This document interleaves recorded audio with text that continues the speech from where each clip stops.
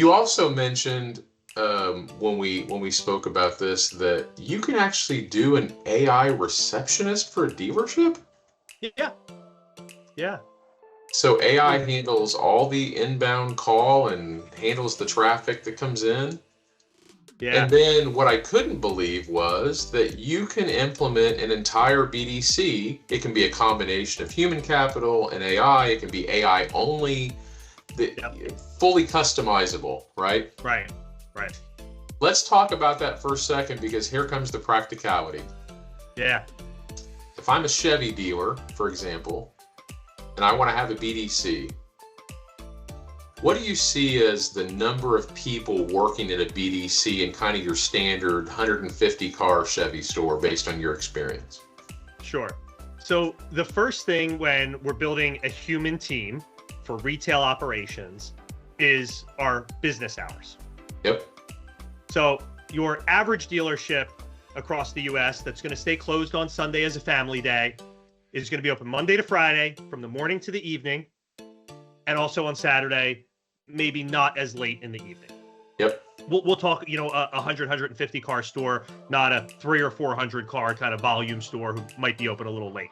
Yeah. So that average store is going to be open anywhere from 62 to 70 hours a week. So on 62 to 70 hours a week, you need a minimum of 2 full-time employees to cover all those hours. You then need to have another person kind of fill it on overflow. So minimum 2, 2.5, then that's probably going to bleed to 3. Unless you're like in the top fraction of percent of amazing operators, you're going to have at least 50% turnover. Sounds right. That means every 6 months you're hiring a person. It takes you 1 to 2 months to train that person, get them up to speed at a minimum. You then have all the capital that goes into recruiting, advertising for applications, interviewing, et cetera, et cetera, et cetera. At scale, when I was in retail and had over 20 people in a BDC for a dealer group selling 800 cars a month, it was my number one task. I legitimately spent 20 to 30% of my time hiring because we were growing, and our reps would end up going to other stores, other positions. It was the feeding ground for the team. Yeah. So Yeah. I'd lose people there too. So there was a disproportionate management cost to having to operate that. And then you have the time to operate, the management time of doing all those things. So if you even have 3 people and a manager, now you have 4 people. I don't know minimum wage in every state, but in the Northeast, we have states that are $15 an hour minimum wage. Yeah. Again, I'm not advocating paying minimum wage, especially for a full-time job, but at least at $20 an hour, that employee costs you $50,000 a year. Yeah. Period. Yep. Period. Now, if you have 3 of them, there's $150,000 a year. By the time you add on a manager, you're at 15, 20 grand a month for that BDC, and you're at bare bones. And if you sell 150 cars. Yeah, but then there's also the technology that they're paying for that department too, right? Yep. They're paying for phone usage. They're paying for text messages. They're paying for call tracking. All of those things are going into those operations. So a 150 car Chevy store conservatively could easily spend $200,000 to $300,000 a year to have a small BDC operate in their store, right? Yeah, that's an entry point. Yeah. That's in Chevy world, that's getting into an Equinox or a Bolt. That's an intro. You're not getting a Tahoe SLT or a Suburban at that number. Yeah. You know what I mean? Yeah. So conservatively on the super low end, $200,000 to $300,000 a year. Mm-hmm. And do BDCs have a failure rate in stores? There's a sunk cost fallacy that comes into many stores' BDCs. And BDCs break for tons of reasons. Many times because they are at the ends of either peaks or valleys. So when things are really great and they're getting better, we either don't think we need the BDC, we don't think we need the expense, we think we sell cars without them, or we push them to do more and they don't. So because they can't meet some unreasonable target, we then will start dismantling. Or on the low side, there's a market dip, there's other market factors.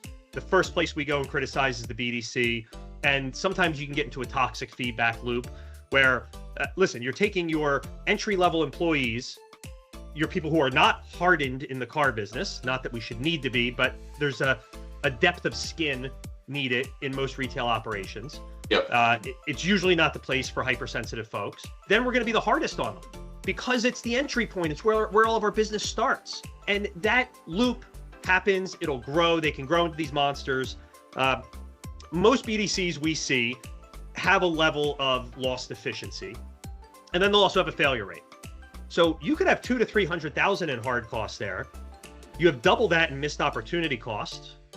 Leads didn't get worked, didn't get followed up with, etc. And many of it's because we've let our sales team. I'm going to use the phrase and also say I'm not going to use the phrase get lazy, because the L word's not really nice when we're working 60, 70 hours a week. But it's complacency. It's busy. Yeah, complacency. Great. Thank you, John. The more complacent sales gets, the less opportunity they have. Then they're looking to the BDC for more opportunity, but then they're not doing their part. And what is supposed to happen in the BDC is if we rewind, and these even may be NADA stats in the last couple of years. Your average dealer sells 94 cars, has 10 salespeople. They sell 9.4 cars per salesperson, et cetera, et cetera, et cetera. None of their composites have actual BDC spots. None of the OEM's financial statements have BDC spots. They all recommend it goes in a different place. I've seen GM financial statements where they're putting every ounce of technology into variable operations expense, even though half of it goes to service. I've seen other statements where we're putting our BDC into marketing, and then we're counting our BDC on our per lead costs. There's a challenge here that we have this accounting framework and financial framework we've run dealerships on for literal decades, century now, candidly. I mean, I'm sure a financial statement in the 30s, might have had less columns, but we're still, cost of sales and all these things. There's no place for a BDC. Nobody knows how to cost control their BDC. So what ends up happening is the person who cost controls the BDC, they're cost controlling it to their paycheck. As an owner, it's a little different because an owner many times can look at the grand scheme of things. They just need to figure out basically who should pay for it, because the dealer's paycheck is predicated on their team's pay plan. So who's going to contribute in that pay plan to pay for the BDC? Candidly, it should be the marketing company. You shouldn't spend $1 advertising until you know that all of your opportunity is getting handled well. That includes your repeat, your referral, and your natural walk-in local town business. If you call your dealership and every call is not answered by a warm voice who can at least attend to the customer's needs, you've missed something. Some ways that's been solved. We could use answering services the same way our doctors do or the plumber does. We've done that for stores. We had a long period of time where GM was pressing answer rates to a dealership. Mm-hmm. Overnight, we could turn on an answering service that had thousands of agents available, and every call got answered within 30 seconds with a human in the US. It's great. Yeah, it's expensive. Costs $2 or $3 a minute. On demand, you have to have that. And that's for rollover. Your receptionist can only answer one phone call at a time. If we can build a technological solution to answer every single phone call on the first ring, have it triage to any one of my departments. If the department doesn't answer, have it take a message, have it send that message to the department it's supposed to, eliminate voicemail at the dealership. Big proponent, your dealership should not have voicemail. If your dealership has voicemail, you're losing money. It is the #1 leak. It is the #1 place that things get lost. We also don't think that a phone call should ever ring to one person. It should always be answered by a department. Yeah, I'm looking for John in sales. Great. I'm ringing the entire sales team. Whoever picks up is going to get John or speak to the customer, address their concern, and make sure that John takes care of it. And we know how that happens because we record that phone call, we transcribe that phone call, we send a report for that phone call so that everybody who could need to know about that phone call has it in their mailbox.